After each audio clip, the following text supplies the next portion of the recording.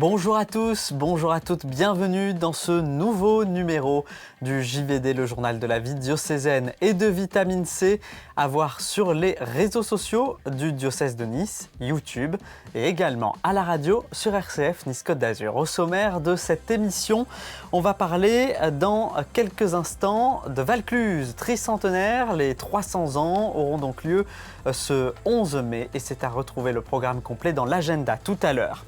On parlera également réseaux sociaux dans l'actualité du diocèse de Nice avec TikTok, vous connaissez peut-être. Et notre invité est Gilles Balsan, délégué diocésain à la mission universelle de l'Église. Il nous racontera toute l'actualité de cette mission universelle de l'Église. Vous avez le programme, le JVD Vitamine C, c'est parti.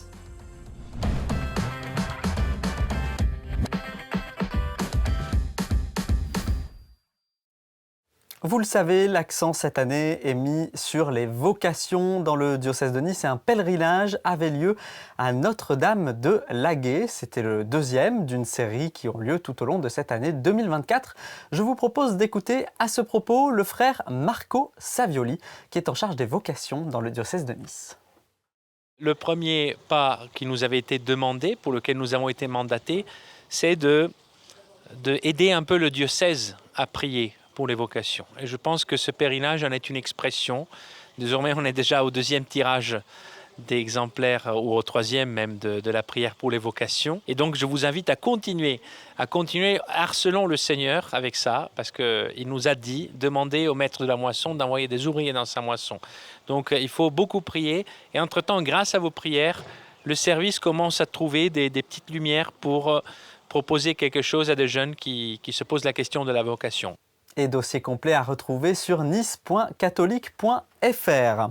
Le diocèse de Nice qui publie aussi du contenu sur un nouveau réseau social très apprécié des adolescents, TikTok. On y fait des vidéos courtes, souvent récréatives, mais on y touche aussi les jeunes générations et souvent elles sont très présentes sur ce réseau social. Alors le diocèse de Nice vient d'y ouvrir 2 comptes, dont un spécialement dédié à la Minute Spi. C'est le texte du jour qui est commenté face caméra par un prêtre du diocèse.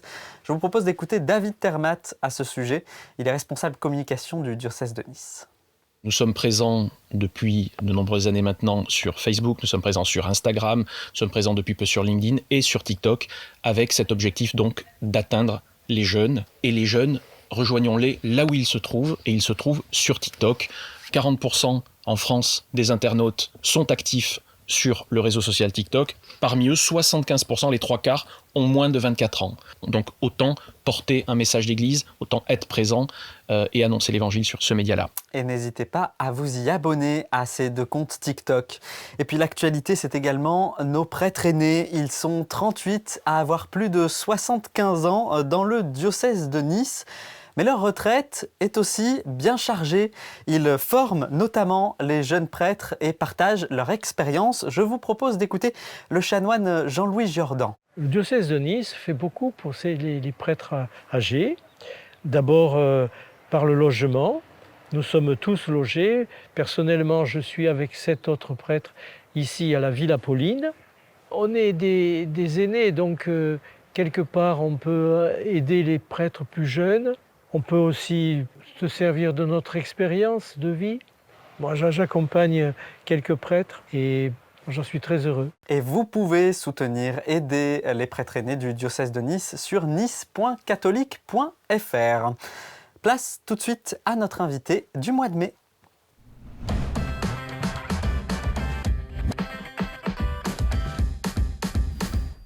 Notre invité pour ce mois de mai dans le JVD et Vitamine C, c'est Gilles Balsan. Bonjour. Bonjour. Merci d'être avec nous. Vous êtes délégué diocésain en charge de la coopération missionnaire. Racontez-nous donc déjà pour commencer votre mission. C'est quoi votre quotidien à vous dans le diocèse de Nice, Gilles Balsan? Eh bien, merci à vous de me recevoir et de me donner l'occasion d'expliquer un petit peu ma mission.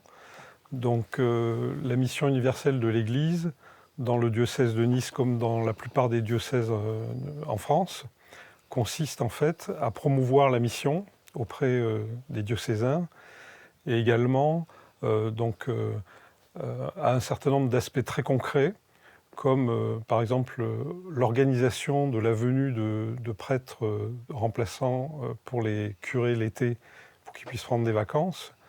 Il y a également une dimension vis-à-vis des jeunes pour essayer de promouvoir les départs en mission à l'étranger, en particulier dans les pays du Sud. Donc à travers un certain nombre d'organismes, des ONG catholiques, comme Fidesco, Missions étrangères de Paris, plutôt vers l'Asie, même le Chemin Neuf aussi, il y a une personne qui est en ce moment en mission.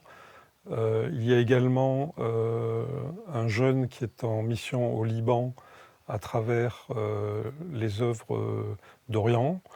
Et donc comme ça, on essaie de mettre en place la plus grande diffusion possible, la plus large auprès des jeunes. Donc il faudra que je travaille en particulier avec la bougie pour cet aspect-là. Après, il y a évidemment aussi le côté correspondance pour les œuvres pontificales missionnaires sur le diocèse, puisqu'en fait, les œuvres pontificales missionnaires n'ont pas de réseau à part entière et donc s'appuient aussi sur les diocèses pour pouvoir avoir des relais locaux. Alors justement, c'est quoi les œuvres pontificales missionnaires, si vous pouvez nous préciser? Alors, pour résumer, si vous voulez, il y a des diocèses qui sont jumelés avec des diocèses donc, du sud avec des diocèses du nord, donc entre guillemets riches versus pays en développement. Et depuis donc Vatican II a été promue cette notion de jumelage diocésain entre des diocèses du nord et des diocèses du sud. Et pour tous les diocèses qui n'ont pas de jumelage, parce qu'il y en a énormément, il faut aussi leur trouver un certain nombre de ressources propres pour un certain nombre de projets particuliers, comme par exemple la formation des séminaristes. Et de ce fait, tout un ensemble de projets, c'est-à-dire à peu près 5000 par an, sont votés à Rome avec les représentants de chaque pays des œuvres pontificales missionnaires pour sélectionner des projets. Et donc ça peut être autant des projets pour la vie quotidienne, comme par exemple des puits pour l'eau, ou des projets d'éducation, création d'une école, ce genre de projets. Il y a beaucoup de micro-projets. Et alors pour cela, il y a tous les ans une quête impérée qui est organisée lors de la Semaine mondiale missionnaire. Cette année, ce sera le 20 octobre. Donc il y a à la fois un thème avec des projets pastoraux, donc, qui sont proposés par les œuvres pontificales missionnaires aux paroisses, et également donc, le côté pécunier avec le côté don, puisque une quête impérée est donc reversée intégralement aux œuvres pontificales missionnaires, et chaque année c'est donc récurrent. Alors, vous avez parlé également donc des jeunes qui partent en mission à l'étranger. Comment ça se passe? Est-ce qu'il y a un accompagnement? Est-ce que vous discutez avec eux avant? Comment les convaincre aussi? Alors sur cet aspect-là, c'est assez nouveau dans ma feuille de mission. Donc je sais qu'il y a eu des jeunes d'ici qui sont partis. Donc on veut plutôt utiliser le canal du témoignage de ceux qui sont partis et revenus. Il y a eu d'ailleurs très récemment une projection d'un film à nos enfants produit par la Fidesco et qui le propose gratuitement, j'allais dire sur demande, à toutes les bonnes volontés qui veulent faire connaître la mission, en particulier Fidesco. Donc, par ces opérations de promotion, et donc il n'y a rien de mieux finalement que le témoignage direct de ceux qui l'ont vécu. Qui ont vécu quelque chose de fort dans leur vie et qui proposent donc à d'autres de prendre la suite. Alors, il y a particulièrement dans votre quotidien de délégué diocésain quelque chose qui nous touche à nous tous en tant que paroissiens, parce qu'on le vit parfois le dimanche, l'été, c'est la présence donc de prêtres qui viennent de diocèses étrangers. L'an dernier, ils étaient combien en 2023 à être venus dans le diocèse de Nice et de quel pays? Alors, effectivement, tous les ans, on a un panel de prêtres qui viennent effectivement en mission de remplacement d'été. Donc, on peut dire que les années avant Covid, il y avait à peu près une vingtaine de prêtres mais c'était mon prédécesseur qui s'occupait à l'époque de la mission. Depuis les années Covid, on peut dire que ce nombre à peu près a été divisé par 2, voire un petit peu moins. Donc on a eu de manière récurrente 8 prêtres successivement. Cette année, il y a même un peu moins, je crois qu'on en a 7 qui viendront. Donc ils viennent de... Donc on essaie de promouvoir les échanges, des jumelages des paroisses avec les paroisses du Burkina Faso en particulier, donc des diocèses de Diebougou et de Gawa, puisque c'est ces deux diocèses qui ont le plus de jumelages paroissiaux ici. Mais il y a également d'autres prêtres qui viennent soit de manière très régulière, soit ponctuellement, qui sont demandés par un confrère. Donc, et là, dans ce cas-là, je m'occupe également de l'aspect administratif et également on essaie de faire une petite réception avec eux dans les très beaux jardins de l'évêché lorsqu'ils sont là au mois de juillet ou août, selon les années. Vous me disiez d'ailleurs, quand on préparait cette émission tout à l'heure, que justement vous étiez en train de préparer là des documents pour qu'ils puissent venir cet été, c'est ça, les prêtres? Voilà, tout à fait. Donc la conférence des évêques de France a bien fait les choses. Donc à une époque, il fallait qu'il y ait des individus qui se portent caution pour pouvoir avoir un octroi d'un visa pour cet objet.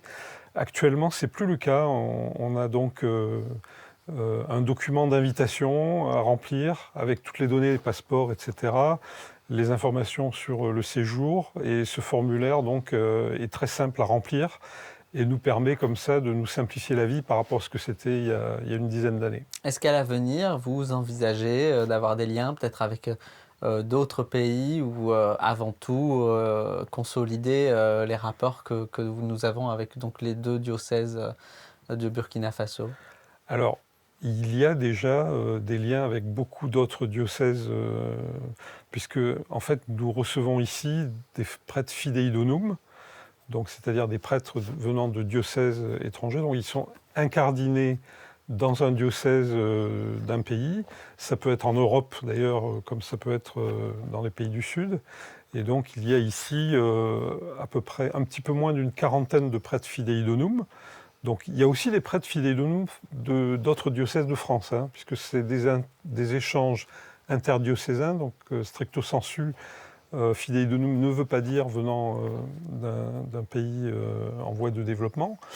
Et donc nous avons pas mal de nationalités différentes. Donc il y a effectivement des prêtres qui viennent soit d'Asie, soit d'Afrique, soit d'Europe.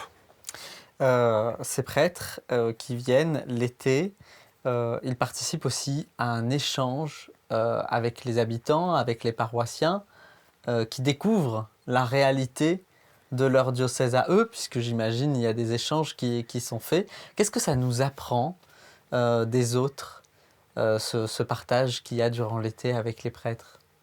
Alors, c'est toujours très, très fraternel.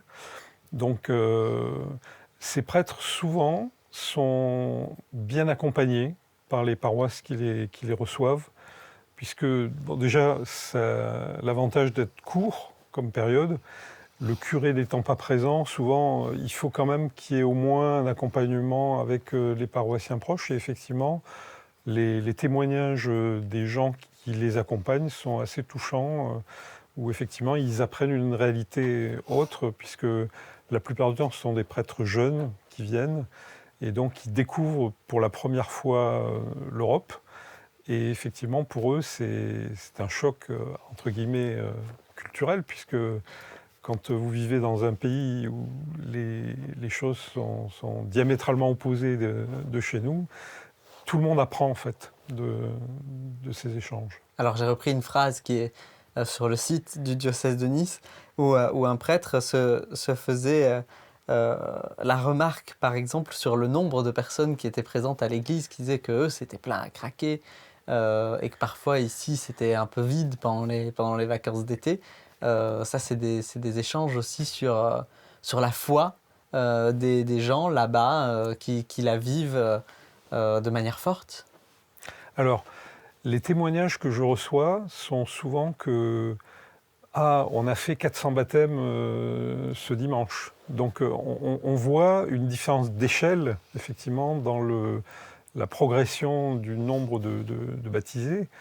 Et donc chez nous, effectivement, on compte effectivement les baptêmes, même si ça reste encore très, très important, hein.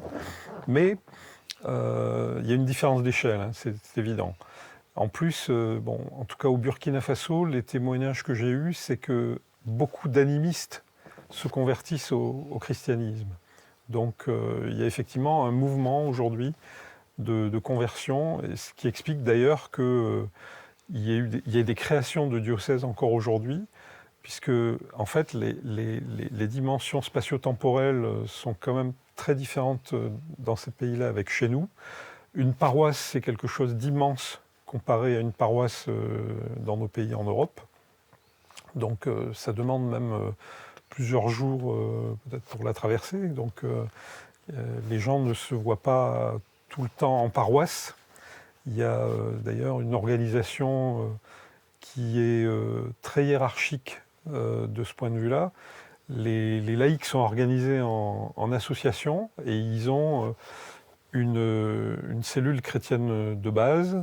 Après, ils ont les paroisses, le diocèse, et donc tout ça est très organisé, très formel aussi. Ils ont beaucoup de réunions pour s'organiser entre eux, parler de diverses thématiques selon les périodes, et comme ça, faire remonter les informations ou les faire redescendre par niveau en termes d'association des laïcs. Alors par le passé, des voyages ont été organisés direction le Burkina pour découvrir aussi leur diocèse. Aujourd'hui, la situation géopolitique n'est plus la même, vous me disiez. Est-ce que c'est quelque chose qui, à l'avenir, pourra se refaire éventuellement si la situation le permettra? Alors, j'ai reçu de bonnes nouvelles au niveau de la sécurité intérieure, en tout cas dans le diocèse de Gawa, puisque c'est avec le vicaire général de Gawa qui est aussi mon alter ego sur la mission universelle là-bas, où en fait ils arrivent maintenant à retourner dans des endroits qu'ils n'avaient plus visités depuis quelques années. Donc ça veut dire que la situation semble se détendre du point de vue sécuritaire. Maintenant, pour des Européens voyager au Burkina Faso, c'est encore trop tôt pour pouvoir le faire, mais je sais qu'un certain nombre de paroissiens qui ont des jumelages avec le Burkina Faso n'attendent que ça, de pouvoir ressauter dans un avion et retourner au Burkina, parce qu'apparemment c'est un virus, quand on l'attrape, qui vous tient. Donc on se retrouve aujourd'hui dans une situation qui semble s'améliorer. Après, il y a le point de vue politique qui est plus compliqué, puisqu'en fait le Burkina Faso est même sorti de la CEDEAO. Donc en fait, il s'éloigne un peu de la France et du coup, la possibilité d'octroi de visa dans les deux sens se complique de ce point de vue-là. Dernière question, est-ce que toutes les paroisses aujourd'hui dans notre diocèse sont jumelées et est-ce qu'on peut être jumelé d'ailleurs avec plusieurs lieux? Comment ça se passe? Est-ce que les curés viennent vers vous pour en faire la demande, avoir des conseils? Comment ça se passe, ces jumelages? Alors, les jumelages, en fait, sont issus de l'historique jumelage avec le diocèse de Diebougou, donc en 1969. C'était Monseigneur Jean-Baptiste Sommet qui avait rencontré donc l'évêque de Nice, et ils avaient décidé, donc, suite à Vatican II, donc dans la dynamique de l'époque, de faire ce jumelage au niveau diocésain. Ensuite, des initiatives de paroisse ont suivi à cette époque-là. Donc tous les jumelages qui existent encore aujourd'hui, qui sont encore fonctionnels, datent de cette période-là. Il n'y a pas eu de nouvelles créations depuis. Et d'ailleurs, je dirais, on réfléchit à comment essayer de susciter des vocations parmi les paroissiens des paroisses qui ont un jumelage pour reprendre la suite des jumelages qui, dans certains cas, certains malheureusement se sont arrêtés. En 2022, on a eu 2 arrêts de jumelage avec dissolution des associations, ce qui est dommage, mais bon, c'est un cycle comme ça qui s'est terminé pour ces paroisses-là en tout cas. En espérant de nouveaux jumelages à venir. Donc, Voilà. merci Gilles Balzan d'avoir été avec nous aujourd'hui. Tout de suite, place aux dates importantes de ce mois de mai dans le diocèse de Nice.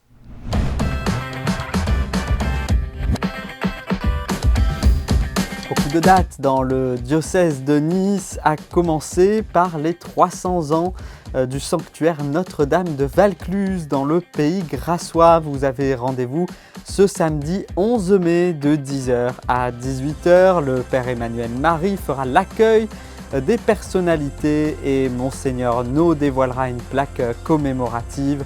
11h15, ce sera la messe suivie d'un apéritif et d'un pique-nique qui sera vendu sur place par l'association des Amis de Valcluse. L'après-midi sera dédié à des conférences, il y en aura 2 sur la thématique donc de Notre-Dame, mais également sur le couronnement de 1950, événement marquant pour Valcluse. Plus d'informations sur rcf.fr et sur nice.catholique.fr. La communauté des Dominicains de Nice vous invite le lendemain 12 mai à l'occasion de la célébration mariale à un enseignement. Ce sera Marie et les mystères lumineux par le Père Jean Lespard qui est dominicain de Nice. Méditation du chapelet et salut du Saint-Sacrement suivront. La librairie La Procure de Nice vous invite à un moment de partage, dédicace et entretien autour du livre Don Bosco et Baden-Powell en compagnie de Philippe Colomb. C'est l'adjoint au chef d'établissement au sein de l'ensemble scolaire Don Bosco de Nice. C'est ce mardi 14 mai à 18h et c'est à La Procure, c'est rue Vernier. Enfin, rendez-vous important, notez-le, le 18 mai à 16h en la cathédrale Sainte-Réparate. Ce sera la fête pour notre diocèse puisque nous vivrons l'ordination de Julien Martinez et Éric Rebroin au diaconat permanent. Soyez présents et bien sûr, on les porte dans nos prières. Voilà pour ce JVD et ce Vitamine C. On se retrouve le mois prochain. Un grand merci à l'équipe du diocèse de Nice pour la réalisation de ce JVD.